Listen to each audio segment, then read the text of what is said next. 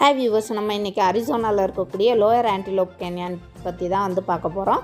இந்த டூர் ரொம்பவே சூப்பராக இருக்கும். 1.5 ஹவர்ஸு.